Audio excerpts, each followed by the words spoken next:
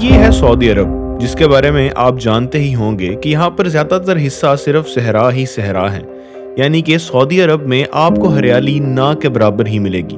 Saudi अरब के कुछ इलाके अपने आप ही हरे भरे हो रहे हैं, मगर सऊदी अरब पूरे सऊदी अरब में बहुत ज्यादा हरियाली चाहता है। यहाँ तक कि सऊदी अरब ने चाइना को $50 बिलियन दिए हैं अपने मुल्क में 10 बिलियन ट्रीज लगाने के लिए। मगर सऊदी अरब ने यह प्रोजेक्ट चाइना को ही क्यों दिया और सऊदी अरब को इतने ज्यादा दरख्तों की आखिर क्या जरूरत है? सऊदी अरब जो कि इस वक्त दुनिया से बहुत आगे निकल चुका है, जिसमें जद्दा टावर, लाइन सिटी और इसी जैसे मेगा प्रोजेक्ट्स पर काम हो रहा हो, ऐसे मुल्क को आखिर क्या मजबूरी पड़ गई कि उसे चाइना का रुख करना पड़ा?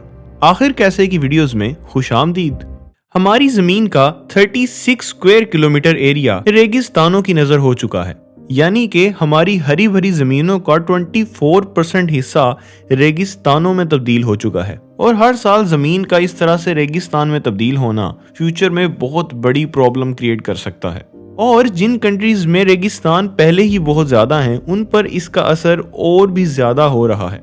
ये बात तो आप जानते ही होंगे कि दुनिया में सबसे ज्यादा रेगिस्तान सऊदी अरब में मौजूद हैं, जिसकी वजह से सऊदी अरब में ग्रीनरी बहुत ही कम है और जो है भी वो भी इन सहराओं की नजर हो जाती है। इसी प्रॉब्लम की वजह से सऊदी अरब ने चाइना से एक मुआहिदा किया, और वो ये कि अगले आने वाले 30 सालों में सऊदी अरब के इन तमाम डेजर्ट्स को हरे भरे जंगलात में बदल दिया जाए, जिसके लिए सऊदी अरब ने चाइना को $50 बिलियन जैसी इतनी बड़ी रकम दी। सऊदी अरब इतनी बड़ी रकम देने के लिए इसलिए तैयार था क्योंकि ये मसला सऊदी अरब के लिए बहुत बड़ा मसला है। इसी वजह से सऊदी अरब अपने मुल्क में 10 बिलियन ट्रीज लगवाना चाहता है।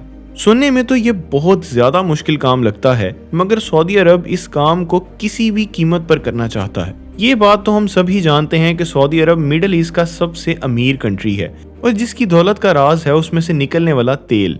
और रिसर्चर्स का ये कहना है कि सऊदी अरब अगले 100 साल तक इसी तेल को बेचकर बहुत ज्यादा पैसे कमा सकता है। और 2022 में सऊदी अरब दुनिया का 20% ऑयल अकेला ही प्रोड्यूस कर रहा था।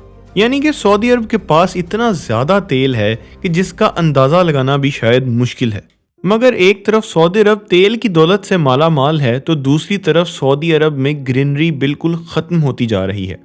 तेजी से बढ़ते हुए सहराओं की वजह से सऊदी अरब को बहुत बड़ी प्रॉब्लम फेस करना पड़ रही है, क्योंकि सऊदी अरब की टोटल लैंड में से 95% हिस्सा सिर्फ रेगिस्तान ही रेगिस्तान है, जिसकी वजह से सऊदी अरब के बहुत बड़े बड़े सिटीज भी रेगिस्तान के दरमियान में ही बने हुए हैं। और सऊदी अरब के पास कोई नेचुरल पानी के रिसोर्सेज नहीं है, जिसकी वजह से सऊदी अरब दुनिया का सबसे लंबा आर्टिफिशियल रिवर भी बना रहा है। बहुत ज्यादा रेगिस्तान होने की वजह से रेगिस्तानी तूफान तो लाजमी आएगा, जिसकी वजह से सऊदी अरब की और ज्यादा लैंड कम होती जा रही है। और इन्हीं रेगिस्तानों की वजह से पूरे मिडल ईस्ट को हर साल बिलियंस ऑफ डॉलर्स का नुकसान बर्दाश्त करना पड़ता है। इसी वजह से सऊदी अरब दूसरी तरफ इतने बड़े बड़े मेगा प्रोजेक्ट्स के साथ साथ ये जानता है कि अगर सऊदी अरब को डेवलप करना है तो इसके बढ़ते हुए सहराओं को रोकना पड़ेगा। दुनिया में सऊदी अरब के अलावा और भी बहुत से ममालिक हैं जो अपने बढ़ते हुए सहराओं को कंट्रोल करना चाहते हैं, मगर अभी तक कोई भी ऐसा नहीं कर सका सिवाय चाइना के। चाइना वाहिद ऐसा कंट्री है जो हर साल अपने बढ़ते हुए सहराओं को कंट्रोल करने में कामयाब होता जा रहा है, क्योंकि रेगिस्तानों को कंट्रोल करने के लिए सिर्फ पैसा नहीं बल्कि बहुत ज्यादा एडवांस किस्म की प्लानिंग की जरूरत होती है। सऊदी अरब पहले ही मिलियंस ऑफ डॉलर्स लगाकर अपने सहराओं पर काबू पाना चाह रहा था और बहुत महंगे महंगे इक्विपमेंट्स खरीद कर सऊदी अरब पहले ही अपने सहराओं को ग्रीन करने की कोशिश करता रहा, मगर इसे हर बार नाकामी का सामना ही करना पड़ा। सऊदी अरब के पास पैसा तो बहुत ज़्यादा है, मगर इनके पास इस फील्ड के एक्सपर्ट्स और एडवांस टेक्नोलॉजी मौजूद ना होने की वजह से ये हर बार अपनी कोशिशों में नाकाम ही होता आया है। अब चूंकि पूरे सऊदी अरब के इर्द गिर्द सहरा हैं, जिसकी वजह से हवा इंतहाई गर्म हो जाती है और यहाँ पर बारिशें भी ना के बराबर ही होती हैं। और अगर आपको ज़्यादा बारिश सऊदी अरब में देखनी भी है तो वह समंदर के आसपास होगी, जिसका पानी बरस कर समंदर की तरफ ही चला जाता है। अब सऊदी अरब के पास इन मुश्किलात पर काबू पाने के लिए एक ही रास्ता बचा था कि वो किसी ऐसी कंट्री से मदद ले जो ये प्रॉब्लम सॉल्व करने की कैपेबिलिटी रखती हो, जिसके लिए चाइना से अच्छा मुल्क शायद और कोई भी नहीं था। یہی وجہ تھی کہ 2022 میں سعودی عرب اور چائنا کے درمیان ایک معاہدہ سائن ہوا، جس کا سب سے بڑا حصہ ریگستانوں پر قابو پانے پر مشتمل تھا۔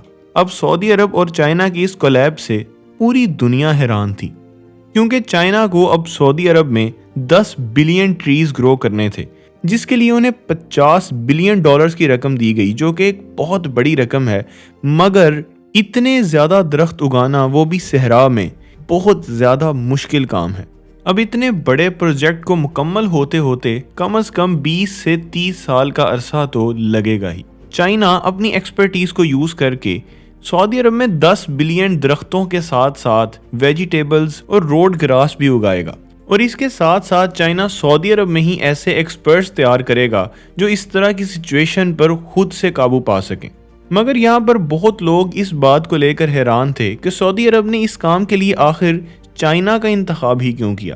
آج اگر ہم دیکھیں تو سعودی عرب اور چائنا نے تقریباً ہر فیلڈ میں ہی ایک دوسرے کے ساتھ کام کرنا سٹارٹ کر دیا ہے، یہاں تک کہ سب سے زیادہ آئل بھی چائنا ہی سعودی عرب سے لے رہا ہے۔ اس ریلیشن کی شروعات ہوئی 2009 میں، کہ جب سعودی عرب نے مکہ سے مدینہ تک ایک ہائی سپیڈ ریل بنانے کی اناؤنسمنٹ کی تھی، جو کہ 320 کلومیٹر پر آور کی سپیڈ سے چلنی تھی، جس کا مقصد مکہ اور مدینہ کو آپس میں لنک کرنا تھا۔ مگر یہاں پر بہت بڑی پرابلم یہ تھی کہ اس ٹرین کا سارا راستہ صحرا سے ہو کر جانا تھا، جو کہ ایک انتہائی مشکل کام تھا، جس کی وجہ سے بہت سی کنٹریز نے اس کام کو لینے سے انکار کر دیا، اور وہیں چائنا نے اس ٹرین کو بنانے کا ذمہ اپنے سر لے لیا، اور یہاں تک کہ اس ٹرین کو چائنا نے وقت سے پہلے ہی بنا دیا، اور پوری دنیا میں چائنا وہ واحد کنٹری ہے جو اپنے ڈیزرٹ کو کنٹرول کرنے میں کامیاب ہو رہا ہے۔ ہر سال چائنا میں ڈیزرٹس کم ہوتے جا رہے ہیں، جس کے ساتھ ساتھ چائنا کی نئی ٹیکنالوجی بھی دنیا کے سامنے آ رہی ہے،